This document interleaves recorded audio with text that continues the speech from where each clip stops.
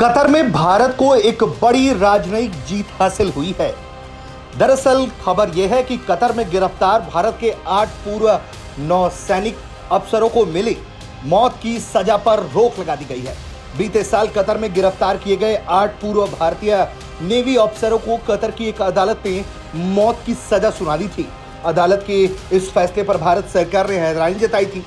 भारत सरकार ने सभी 8 पूर्व अफसर बीते साल अगस्त से ही कतर के जेल में बंद हैं। कतर ने अभी तक इन सभी पूर्व ऑफिसर्स के खिलाफ लगाए गए आरोपों की जानकारी नहीं दी, लेकिन मामले से परिचित लोगों का कहना है कि इन सभी पर जासूसी करने का आरोप लगाया गया। भारतीय विदेश मंत्रालय की ओर से इस नए फैसले पर बयान आया है। उस पर कहा गया है कि दहरा ग्लोबल केस में गिरफ्तार पूर्व नेवी अफसरों को लेकर आज कोर्ट के आए फैसले पर हमने गौर किया, जिसमें सजाएं कम कर दी गई हैं।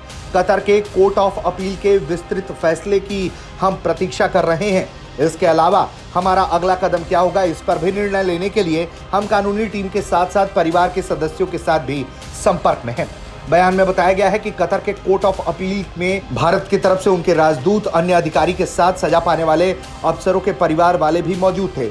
मामले की शुरुआत से ही भारत अपने अफसरों के साथ खड़ा रहा है और आगे भी उन सभी को काउंसलर और कानूनी सहायता देना जारी रखने की बात कही गई है। इसके अलावा इस मामले को कतर के अधिकारियों के समक्ष भी उठाना जारी रखने की बात कही गई है। मामले की गंभीरता और जरूरी गोपनीयता को देखते हुए इस पर कोई और टिप्पणी करना ठीक नहीं मालूम पड़ता है, ये भी कहना है विदेश मंत्रालय का। ये सभी लोग कतर की एक निजी कंपनी में काम कर रहे थे। ये कंपनी कतरी अमीरी नौसेना को ट्रेनिंग और अन्य सेवाएं प्रदान करती हैं। मीडिया रिपोर्ट्स के मुताबिक कंपनी का नाम दहरा ग्लोबल टेक्नोलॉजी एवं कंसल्टेंसी सर्विसेज है। कंपनी खुद को कतर रक्षा, सुरक्षा और अन्य सरकारी एजेंसी की स्थानीय भागीदार बताती है। रॉयल ओमान वायुसेना रिटायर्ड स्क्वाड्रन लीडर खामिद अल आजमी इस कंपनी के सीईओ हैं।